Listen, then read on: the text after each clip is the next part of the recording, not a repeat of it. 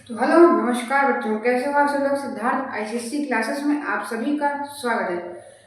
आज हम लोग पढ़ने जा रहे हैं ICSC math of class 8th। ICSC essential math book का नाम है। और राइटर जो बोलो, राइटर का नाम जो है वो मेरे को याद तो नहीं है।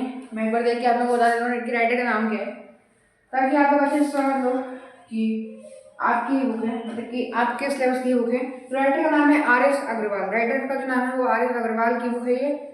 और आज हम लोग पढ़ने जा रहे हैं चैप्टर 20। एनुअल के सिलेबस में चैप्टर 20 से आएगा, तो आई होप कि चैप्टर 20 से ही आएगा। तो चलो फटाफट से चैप्टर 20 का जो सिलेबस है वो पूरा करते हैं। मतलब कि चैप्टर 20 चैप्टर मैं आप लोगों को समझाने वाला हूँ। तो चलो बिना देरी के वीडियो स्टार्ट करते हैं। वीडियो अच्छी लगेगी तो वीडियो को लाइक कर देना, चैनल पर नया हो तो चैनल को सब्सक्राइब कर देना। तो चलो शुरू करते हैं। तो सबसे पहले हमारे चैप्टर 20 का जो नाम है, चैप्टर 20 उसका नाम है सिमेट्री।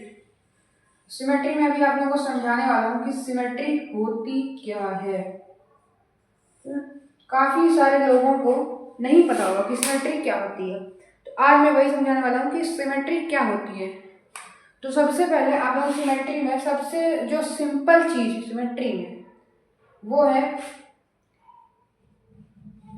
ये सिंगल लाइन ऑफ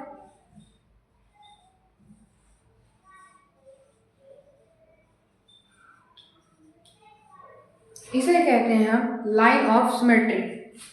अब देखो इसमें होता क्या है, सिमेट्री एक ऐसी लाइन है जो कि किसी भी फिगर को किसी भी फिगर को दो इक्वल पार्ट्स में डिवाइड करता हो, उसे हम सिमेट्री कहेंगे। अब जैसे कि यहाँ पर एक रेक्टेंगल लिया मैंने, रेक्टेंगल लेकर मैंने क्या किया देखते हैं। देखिए रेक्टेंगल मैंने लिया, उसका सेंटर पॉइंट ढूंढा, ठीक है। मान लीजिए रेक्टेंगल का सेंटर पॉइंट है, ठीक है। सेंटर पॉइंट से एक लाइन खींच दी और खींच के देखूंगा कि पहले दोनों पार्ट्स इक्वल हैं या फिर नहीं। जैसे कि मान लीजिए यहाँ पर ये वाला पार्ट इक्वल है बट ये वाला पार्ट इक्वल नहीं है, तो वो लाइन सिमेट्रिक नहीं कहलाएगी। जैसे कि मान लीजिए हमारे पास एक फिगर कुछ ऐसा है,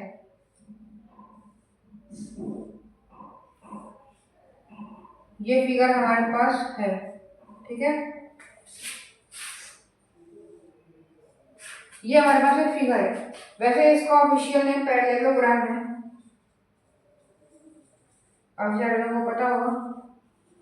और आप लोगों को फिगर का जो नाम है वो भी याद रखना पड़ेगा, क्योंकि एक्सरसाइजेस में फिगर्स के नाम के द्वारा ही आपको पहचानना पड़ेगा कि कौन सा फिगर के बारे में बोला है। उसमें बोलेगा कि इसमें इस फिगर में कितनी लाइन ऑफ सिमेट्री है, तो आपको बताना पड़ेगा। तो आपको फिगर याद होनी चाहिए और कितनी लाइन ऑफ सिमेट्री है वो भी आप लोगों को याद होनी चाहिए।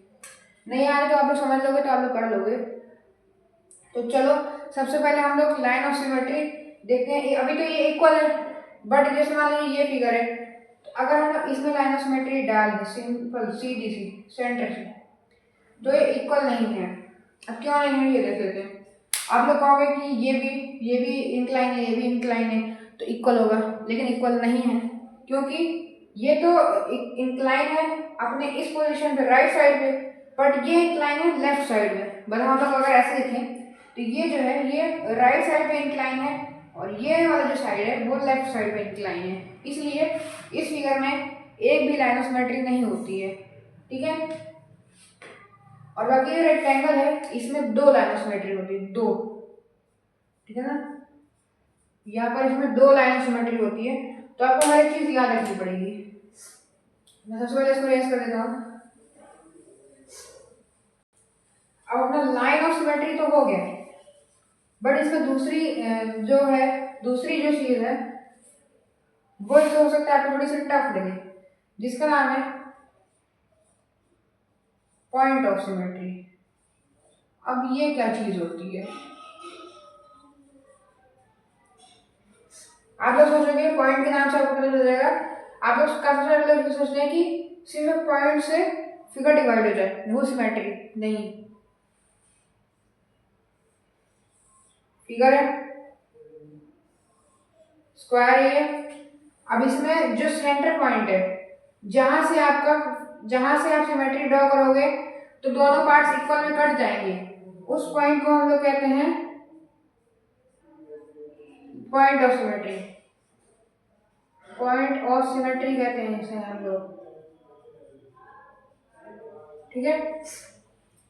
अब जैसे सर्कल है, सर्कल में ये जो पॉइंट है जिससे सारी सिमेट्रिक लाइंस जाती हैं, जो पॉइंट है ये, इसे हम लोग कहेंगे पॉइंट ऑफ सिमेट्री, ठीक है, पॉइंट ऑफ सिमेट्री। ये भी आपका क्लियर हो गया होगा, फिर से मैं एक बार बता देता हूँ।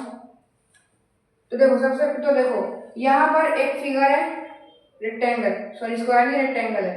तो यहाँ पर फिगर में मैंने सीधी लाइन खींची, तो सीधी लाइन जहां पर सेंटर है उसको, जहां पर सेंटर का पॉइंट मिल रहा है उसको हम कहेंगे point of symmetry.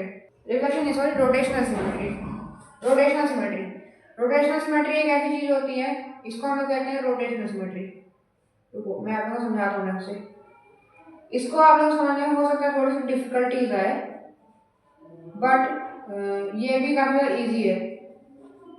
Rotational symmetry काफी ज़्यादा ईजी चीज है, आप लोग समझ जाओगे, नॉर्मल सी चीज है। 2-3 बार अगर आप लोग पढ़ लोगे ना इसको, तो आप लोग दिमाग में इतना तगड़ा ये बैठ जाएगा कि ये कभी निकल नहीं सकता, ठीक है। अब 360 डिग्री रोटेशनल सिमेट्री होती क्या है? 360 डिग्री घूमती है। कोई भी एक ऑब्जेक्ट है,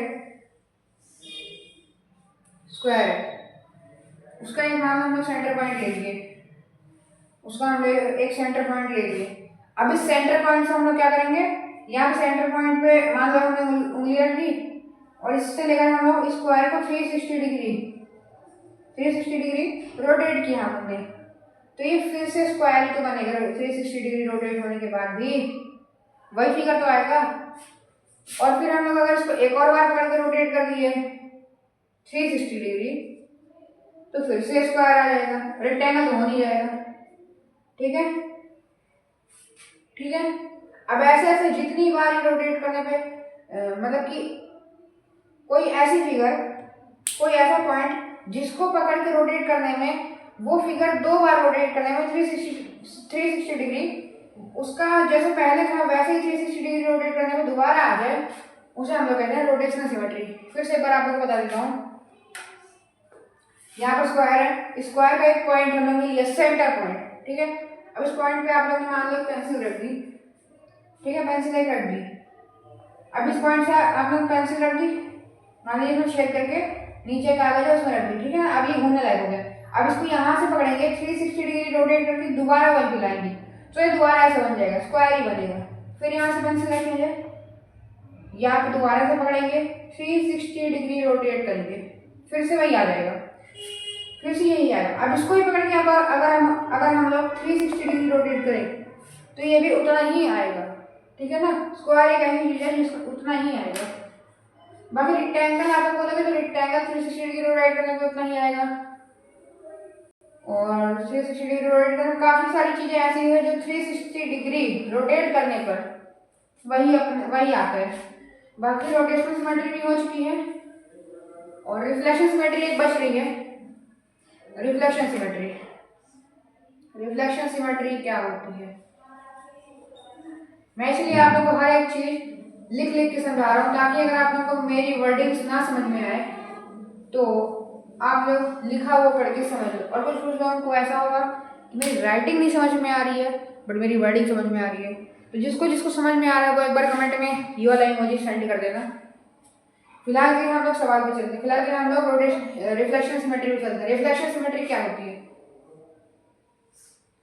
ठीक है, ये एक ऑब्जेक्ट है, ठीक है। अब इसको जब हम मिरर के सामने रखेंगे तो मिरर में जो इसका रिफ्लेक्शन बनेगा वो अगर इसके इक्वल हुआ, वो इतना ही अगर इक्वल हुआ तो उसे हम लोग कहेंगे, तो उसके बीच का जो वो मिरर होगा उसे हम लोग कहेंगे रिफ्लेक्शन सिमेट्री, ठीक है। ये भी काफी ज्यादा सिंपल है, उनको अच्छे से समझ में आ रहा होगा। और हो सकता है कि मैं थोड़ा सा तेज बोल रहा हूँ, मतलब कि स्पीड में बोल रहा हूँ। बाकी अगर मैं स्पीड में बोल रहा हूँ तो सॉरी, अभी नया नया हूँ मैं, तो थोड़ा मतलब वीडियो बनाते बनाते पड़ जाएगी यार आदत। कुछ भी समझ में ना आए तो कमेंट में प्लीज़ पूछना। बाकी चैनल पे नए हो तो चैनल को सब्सक्राइब कर देना, और वीडियो देख रहे हो तो वीडियो को लाइक कर देना। मिलते हैं जल्दी नेक्स्ट वीडियो में, तब तक के लिए जय हिंद जय भारत।